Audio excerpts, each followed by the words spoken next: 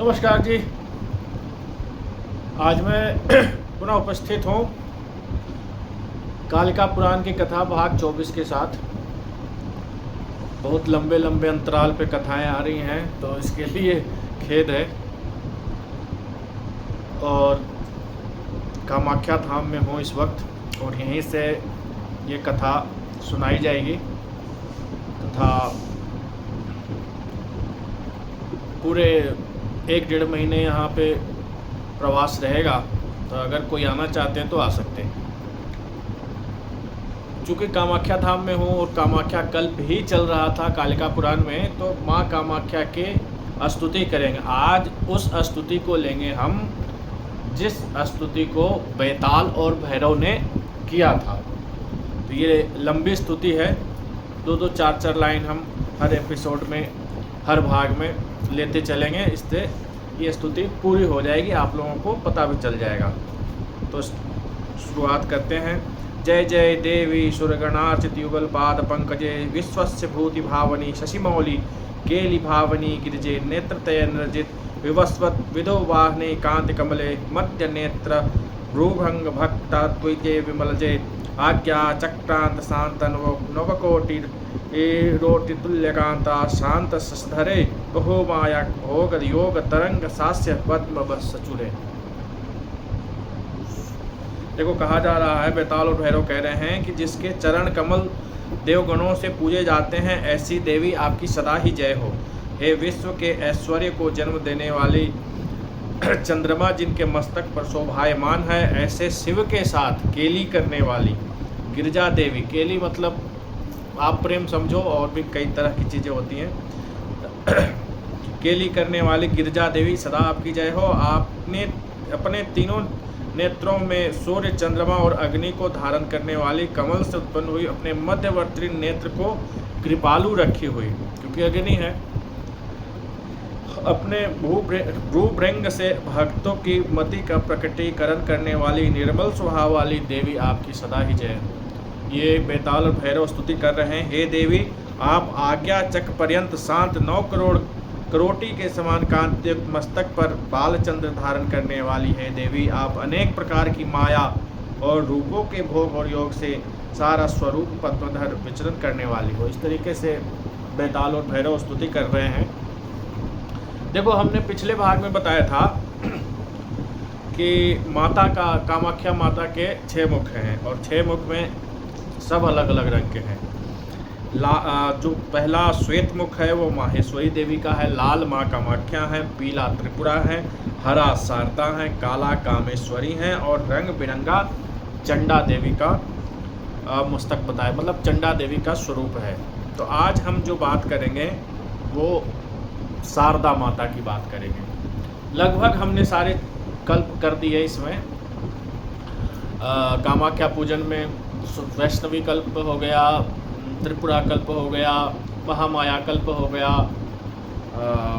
लगभग सारे कल्प हो गए। अब ये जो उनका स्वरूप है, ये अंतिम स्वरूप भी शारदा का, ये माता का चलेगा।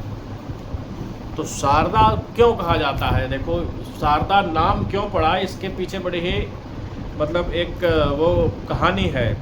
शरद काले पुरा यस्म्यान नवम्या बोधितासुरे शारदा सा समाख्याता पीठे लोके च मानवा। इसको संक्षेप में भी कहा गया है कि प्राचीन काल में देवी शरद ऋतु में 9वें के दिन देवी देवताओं के द्वारा उद्धृत की गई, इसलिए मनुष्य लोक में सिद्ध क्षेत्रों में शारदा के नाम से प्रसिद्ध हुई। तो देखो, इन्हीं शारदा माता का हम पूजन का विवेचना करेंगे। आज पूजन की विधि डिस्कस करेंगे। तो देखो, शारदा माता का मंत्र सिर्फ 4 अक्षर का है, और वैसे 3 मंत्र शारदा माता के बताए गए हैं यहाँ पे, लेकिन जो मुख्य है वो 4 अक्षरों का मंत्र है। और देवी का स्वरूप 10 भुजाओं वाला है। तो 10 भुजा से युक्त हैं, सिंह पर सवार हैं। इस तरीके से देवी का स्वरूप वर्णन किया गया है। और अब इनकी पूजा विधि जो है इस प्रकार है कि महामाया का जिस तरीके के मंडल बनाना चाहिए, मंडल बनाएंगे। और वैष्णवी कल्प में जो हमने चीज़ें डिस्कस करी थी, वैष्णवी कल्प में वर्णित भूतों का अपसारण, मतलब भूतों को भगाना, अपने यहाँ मस्तक पे पुष्प रखना या इस तरीके पात्र किस तरह से स्थापित करने हैं, अमृतीकरण, गंध पुष्प आदि का प्रोक्षण, प्राणायाम, भूत सिद्धि, दाहन, प्लावन इत्यादि योग पीठ, ये सब जो है हमने वैष्णवी कल्प में डिस्कस किया है। और उसी तरीके से यहाँ पर भी शारदा माता का पूजन करने से पहले ये चीज़ें होंगी ताकि जो है पूजा का स्थान शुद्ध हो जाए और इस तरीके से आगे की चीज़ें चलेंगी। देखो उसके पश्चात क्या है कि सबसे पहले जब ये सब हो जाए तो भगवान सूर्य नारायण को जो है चंडिका स्वरूप मान करके उनको पुष्प, अक्षत और पीली सरसों का अर्घ देना है। और उनका मंत्र भी है, एक विशेष मंत्र है, बीजाक्षर है। बीजाक्षर मैं बोल नहीं सकता हूँ यहाँ। उस बीज मंत्र से आपको जो है अर्घ प्रदान करना है सूर्य नारायण का। और उसके पश्चात कामेश्वर से प्रारंभ करके लौहित्य पर्यंत सभी पीठ देवों मंडल का उत्तरी भाग में पूजन करें। मणिकर्ण, चित्ररथ, भस्मकूट, श्वेत, नील, चित्रवराह, गंधमादन, मणिकूट और नंदन का पश्चिम भाग में पूजन करें। जलपीस, केदार, देवी, दिक्करवासिनी, धात्री, स्वधा, स्वाहा, मानस्तों के अपराजिता का दक्षिण भाग में पूजन करें। 64 योगिनी, ग्रह, 10 दिक्पाल आदि का पूर्व में वर्णित विधि से और साथ ही भैरवी और भैरव का पूजन करें। तब कूर्म मुद्रा बांधकर पूजा देवी मन में ध्यान करें। ये सब करने के पश्चात देवी का आवाहन करें। आवाहन का एक छोटा सा मंत्र है, वो मैं बताता हूँ। ए ही परमेशानी सानिध्यं में कल्पय पूजा भागं गृहाणे मम मखं रक्षा नमोस्तुते। दुर्गे दुर्गे इहा गच्छः सर्वे परिकरे सह पूजा भाग गृहामेण मखम रक्षं नमोस्तुते। कहा जा रहा है कि हे दुर्गे अपने सभी परिकरों के साथ अपने घन भूत प्रेत जितने आपके गण प्रेत इत्यादि हैं उन और जितने परिकर हैं, जितने आपके सेवादार हैं, उन सबके साथ इस मंडल में प्रवेश कीजिए, हम आपकी पूजा करें। इस तरीके से ये मंत्र का अर्थ था जिसको मैंने आपको बताया। तो इस तरीके से अपने अनुचरों सहित यहाँ पधारिए और फिर देवी का आपके सामर्थ्य के अनुसार पंचोपचार, दसोपचार, षोडशोपचार, 28उपचार, राजोपचार, 64उपचार, जितने तरह के उपचार से आप पूजन कर सकते हैं। महामाया भगवती शारदा का, कामाख्या के माता के हरे रंग के मुख वाली जो माता है माँ शारदा का पूजन करेंगे। उस तरीके से इनके भी पूजन के अलग अलग मंत्र बताए गए हैं, लेकिन अपने हिसाब से जो भी आप लोग कर सकें वो करेंगे। और उसके अलावा जो जिन देवियों का इसमें माँ दुर्गा के साथ साथ पूजन होगा उनके बारे में मैं बता रहा हूँ कि पूर्व दिशा में स्थित दल में जो है जयंती का पूजन करेंगे। उसके बाद मंगला का अग्निकोण में, काली, भद्रकाली, कपालिनी, दुर्गा, शिवा, क्षमा आदि का नामोच्चार करते हुए यूँ घूम जाएंगे। मतलब ये दिशा है पूर्व से लेकर के, मान लो इस तरफ को पूर्व है अगर, तो ये ऐसे घूम के अष्टदल पर इन देवियों की पूजा करेंगे। और केसर के मध्य में, मतलब ऊपर उग्र चंडा, प्रचंडा, चंडोग्रा, जो मैं स्तुति करता हूँ आपने कई बार सुन रखा होगा। उग्र चंडा प्रचंडा च चंडोग्रा चंडनायिका चंडा चंडवती चैव चंडरूपाति चंडिका। तो इसी अष्टदल में इन सभी चंडिकाओं के पूजन करेंगे। उसके बाद त्रिकोण में काम, प्रीति, रति और पंचबाण का पुष्प धनुष के साथ काम मंत्रों के साथ पूजन करेंगे। तत्पश्चात अष्टपुष्पिका से परमेश्वरी का पूजन करके देवी के हाथ में ग्रहण किए शस्त्र, देवी के अंग, सिंह, वाहन, केसर इत्यादि जो जो कुछ देवी के हाथ में है, उनके हाथ में जितने शस्त्र हैं, उनका वाहन है, उनका चवर है, उनका छत्र है, उनका मतलब जो भी चीज़ें हैं उनके उस पर उन सब का हम पूजन करेंगे। और पीठ की अधिष्ठात्री देवी शारदा और अधिदेवता, मतलब इस स्थान पे हम कामरूप पीठ पे हैं नीलांचल पर्वत पे, तो यहाँ की अधिदेवता माँ कामाख्या है। ये चूँकि शारदा स्वरूप तो माँ कामाख्या का ही है, लेकिन पीठ की जो अधिष्ठात्री माँ कामाख्या है, अधिदेवता, इनका पूजन करेंगे। माँ त्रिपुरा का पूजन करेंगे, कामेश्वरी का पूजन करेंगे, महोत्साहा का पूजन करेंगे और साथ ही करेंगे, मतलब इन सभी स्वरूपों का साथ ही पूजन करेंगे। और उसके बाद जो मूल मंत्र 4 अक्षर का है उससे पुष्पांजलि करेंगे। उसके बाद ईशान कोण में चंडी देवी के निमित्त जो है निर्माल्य प्रदान करेंगे और अंत में पुनः सूर्य नारायण को अक्षत पुष्प और पीली सरसों से पुनः अर्घ प्रदान करेंगे और उनसे प्रार्थना करेंगे कि हमसे जो भूल चूक हुई, जो भी त्रुटि हुई, वो उसके लिए हमें क्षमा करें और इसकी पूर्णता के लिए इस तरीके से हम करते हैं। तो उसके बाद देखो हमने डिस्कस किया भगवती के 5 स्वरूप को, वैष्णवी से लेकर शारदा तक आ गए, महोत्साह तक आ गए। तो इससे इनके जो महात्म्य है उसके बारे में भी जानना चाहिए। तो कहा गया है कि करोड़ों गोदान करके मनुष्य जो फल प्राप्त करता है वह फल केवल कामाख्या के पूजन से प्राप्त होता है। एक बार पूजन करने से अपने 10 पीढ़ियों का उद्धार व्यक्ति कर डालता है और उसके बाद 2 बार महादेवी कामाख्या का योनि मंडल में पूजन करें तो साधक अपने 100 वंशों का उद्धार कर देता है और देवी लोक को प्राप्त करता है। जो मनुष्य, देखो अब मैं नील पर्वत पर हूँ, अब इस नील पर्वत का महत्व मैं थोड़ा सा बताता हूँ। जो मनुष्य नील पर्वत पहुंचकर योनि मंडल में कामाख्या देवी का इस विधि से 3 बार पूजन करता है वह पाप के समूह से हजारों वंश पीढ़ियों का उद्धार कर देता है। इस लोक में सुख, ऐश्वर्य, चिरायुष्य को प्राप्त करता है और देहांत के पश्चात मेरे धाम को प्राप्त करता है, अर्थात गौरी लोके गमिष्यति, मतलब कि देवी के लोक को जाता है, मणिद्वीप को जाता है।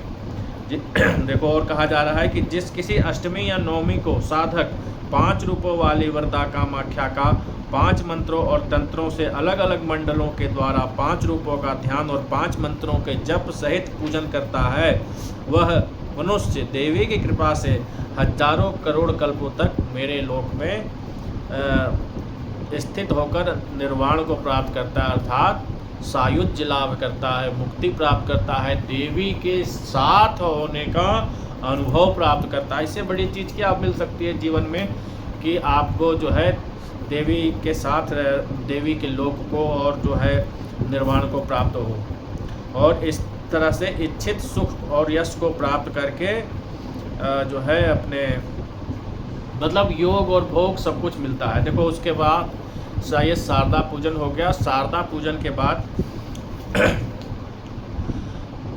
मुद्रा के बारे में डिस्कस किया गया है अगले बारे में। तो देखो थोड़ा सा मैं नाम बता देता हूँ आप लोगों को। नमस्कार भी कितने प्रकार के होते हैं, नमस्कार ये आप गूगल में सर्च कर सकते हैं। और अगर ज़्यादा जानो, मेरे पास समय का अभाव रहता है इसलिए मैं इस तरीके से बना के नहीं दे सकता हूँ।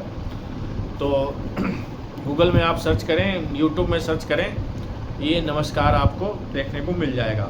तो सबसे पहले तो आपको मैं कितने तरह के नमस्कार हैं और उसके बाद जो देवी पूजा में 50-55 मुद्राओं के उपयोग होता है उसके बारे में बता देता हूँ, उसके नाम बता देता हूँ। सबसे पहले है त्रिकोणादि नमस्कार, षटकोण नमस्कार, अर्धचंद्र नमस्कार, प्रदक्षिणा नमस्कार, दंड नमस्कार, अष्टांग नमस्कार, उग्र नमस्कार।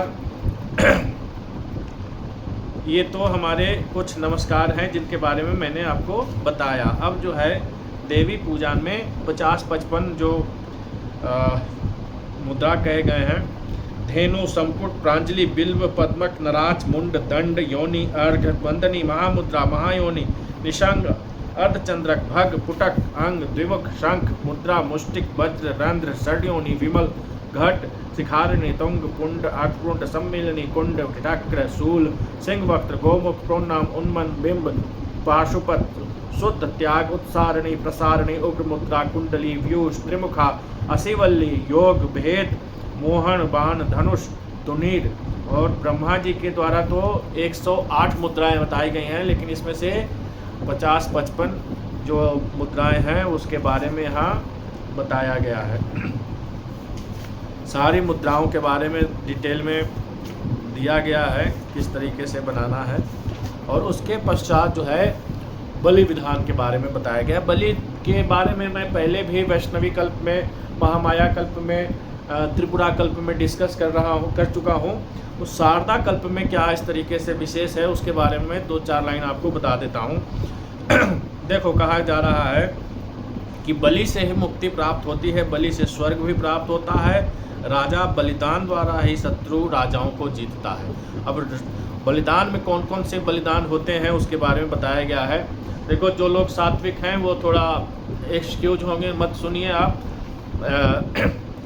शिवा जो है मतलब काली माता निरंतर मत से, कछुए के रक्त से के मांस से तृप्ति प्राप्त करती हैं। मगर मतलब मगरमच्छ के मांस से 3 माह, मनुष्य और पशुओं के मांस से कल्याणदायिनी 8 माह की तृप्ति का अनुभव करती हैं। गोह तथा बैलों के रक्त से वो 1 वर्ष पर्यंत तृप्ति का अनुभव करती हैं। अभी हमें उड़ीसा में भी हमारे एक शिष्य हैं संकेत जी, वो कह रहे हैं कि हमें गोह की बलि करनी है। तो देखो, कहा जा रहा है कि गोह की बलिदान से माँ राजराजेश्वरी जो है 1 वर्ष तक तृप्ति का अनुभव करती हैं। कृष्ण सार मृग सूअर के रक्त से देवी 12 वर्षों तक तृप्ति करती हैं। बकरी और भेड़ों के रक्त से 25 वर्ष, भैंसे तथा गैंडे के रक्त से 100 वर्षों तक की तृप्ति का अनुभव करती हैं। शार्दुल के रक्त से परम तृप्ति का प्राप्ति होती तथा वे सिंह सर्प साधक को अर्पित अपने शरीर के रक्त से 1000 वर्ष तक तृप्ति करती हैं। मैंने जो अभी काली माता का शिविर कराया था उसमें हमने सभी से जो है स्वरक्त ददामि देह रुधिरम, इस तरीके से करके जो है हमने सबको स्वरुधिर का बलिदान कराया है। तो देखो, यहाँ पे कहा जा रहा है कि अपने देह के रुधिर के बलिदान से देवी 1000 वर्षों तक प्रसन्नता का अनुभव करते हैं। उतने ही उसके मांस से मांस की भी एक विधान है कि एक सबसे छोटे वाले मसूर के दाने, मतलब जो बड़ा मसूर नहीं, छोटा मसूर के दाने के बराबर इतना सा अगर मांस भी अगर बलिदान किया जाए तो उससे भी देवी की प्रसन्नता होती है। कृष्ण सार मृग, खड़ग, गैंडा, रोहित मछली बलिदान से अलग अलग कहता हूँ। इस तरीके से जो है देवी बलिदान से तृप्त होती हैं। और देखो, पहले कामाख्या में नरबलि भी होती थी, बहुत पहले, मतलब आज़ादी के बाद तक भी होता रहा है। तो यहाँ पे कहा जा रहा है, देखो, विधि पूर्वक प्रदान की गई मनुष्य की एक बलि से देवी 1000 वर्षों तक तृप्ति का अनुभव करती हैं। 3 मनुष्यों की बलि से 1,00,000 वर्ष तक का तृप्ति पाती हैं। ऐसे मेरे रूप द्वारा धारण की हुई कामाख्या भैरवी रन से 3000 वर्षों तक तृप्ति का अनुभव करती हैं, मतलब 3000 वर्ष तक तृप्ति का अनुभव करती हैं। और मंत्र पाठ से पवित्र किया हुआ रक्त सदा अमृत हो जाता है, सिवा उसके मस्तक एवं मांस को भी खा जाती हैं। अतः बुद्धिमान साधक द्वारा पूजन में बलि पशु के रक्त और मस्तक दोनों को अर्पित करना चाहिए, मतलब रक्त भी और सिर भी। मतलब आमतौर पर हमने ये देखा है कि केवल जो है बलि पशु का जो मस्तक है उस पर कपूर या दिया जला के वही बलिदान निवेदित कर देते हैं, लेकिन शास्त्र कहते हैं कि रक्त को भी एक कटोरे में सजा करके देवी को अर्पित करना चाहिए। देखो, अब सात्विक लोगों के लिए बलिदान किस तरीके से होता है वो भी सुन लो। कुष्मांड मतलब हतुआ, एक सुदंड मतलब गन्ना, मध्य, आसव, ये सब बलि के समान कहे गए हैं। मतलब हतुए की बलि होगी, गन्ने की भी बलि हो सकती है, और उसके अलावा अनार की भी बलि होती है। बलि वैसे बहुत सी चीज़ की हो सकती है, लेकिन यहाँ जो कालिका पुराण में जो कहा जा रहा है मैं उसकी बात कर रहा हूँ। तो इस तरीके से मतलब बलिदान करना चाहिए। इसका भी एक विधान है, इसके ऊपर पहले डिस्कस कर चुका हूँ कि पहले खड़ग को अभिमंत्रित किया जाता है, बलि पशु को अभिमंत्रित किया जाता है, इसका एक पूजन है, इसके एक लंबा चौड़ा मंत्र है, काल रात्रि का आवाहन किया जाता है और उससे जो है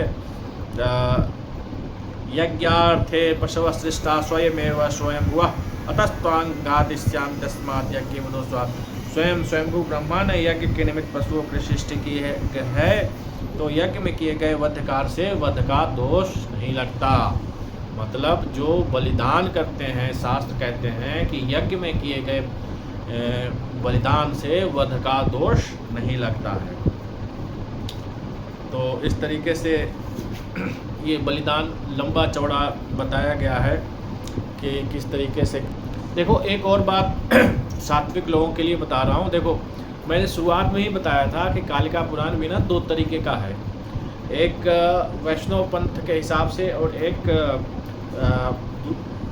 मतलब शैव पंथ या वामाचारी के हिसाब से। तो जो वैष्णव पंथ का कालिका पुराण है उसमें ये लोग कह रहे हैं कि जो ब्राह्मणों के लिए कारण, शोधित कारण भी इन्होंने जो है वर्जित किया है कि और बलिदान तो वो देखो कह रहे हैं कि ब्राह्मण जो है मद्य को अगर महादेवी को अर्पित करता है तो नरक जाता है, बलि नहीं देनी चाहिए। सिंह बाघ मनुष्य की बलि देकर ब्राह्मण नरक जाता है। अपने शरीर से निकला हुआ रक्त देकर वह आत्महत्या के पाप का भागी बनता है। मदिरा दान से ब्राह्मण ब्राह्मणत्व से हीन हो जाता है। और इस तरीके से जो ब्राह्मण को क्या चाहिए कि वो आटे का बलि पशु बनाए और आटे का, खोया का, इस तरीके से इन चीज़ों का बलि पशु बनाए। घी, पुआ, जौ के आटे का बाघ, सिंह, मनुष्य की मूर्ति बनाकर चंद्रहास को मंत्र से अभिमंत्रित कर उससे उस मूर्ति का वध करना चाहिए। ऐसा जो वैष्णविज्म जिसमें ज़्यादा है, मतलब वैष्णव पंथ के जो कालिका पुराण है उसमें कहा गया है। हालांकि इसका दूसरी जगह हमने नहीं देखा है, क्योंकि ब्राह्मणों के यहाँ भी तो बलिदान होते ही हैं ना, आप तो बहुत जगह पे होते हैं, लेकिन इनका ये भी कालिका पुराण भी कई प्रकार के हैं। तो जो अभी मेरे पास जहाँ पे उपलब्ध है उसके हिसाब से मैंने थोड़ा सा आपको बताया। और जो लोग सात्विक हैं, इन चीज़ों को नहीं मानते हैं, तो वो उनके लिए ये विकल्प है, आप जौ के आटे का पुतला बना लो और उसका बलिदान कर दो। तो इस तरीके से आपका बलिदान ये भी माना जाता है। तो अब देखो खटक की पूजा करके और जो आपने जौ के आटे का बनाया है उससे आप बलिदान कर दो। देखो मनुष्य के सिर को देवी के और रक्त को जो है देवी को समर्पित करे। देवी के बाईं ओर छाग को, भैंसे को सामने की ओर, पक्षियों को बाएं, शरीर से उत्पन्न रक्त की बलि देवी के सामने से प्रदान करना चाहिए।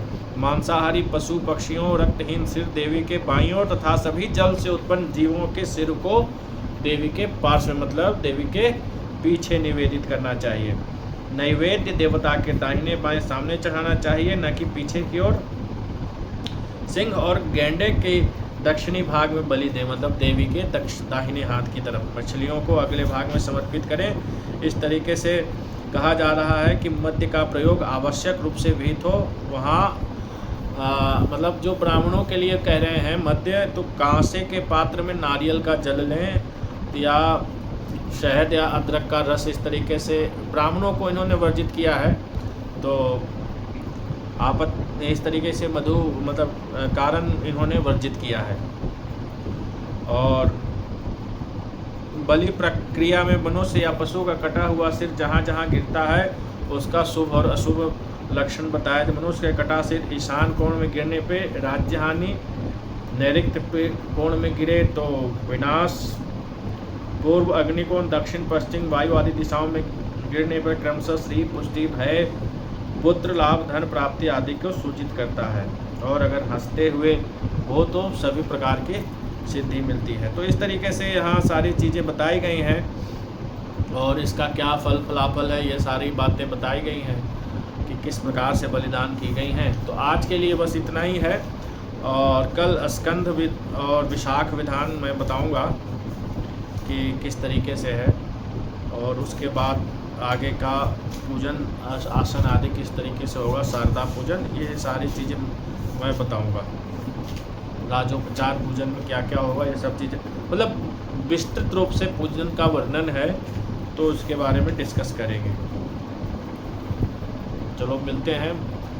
1.5 महीने के लिए मैं हूँ और कोशिश करूँगा कि जो बचे हुए हैं वो पूरे कर दिए जाएं यहीं पे। मिलते हैं अगले वीडियोज़ में, तब तक के लिए धन्यवाद।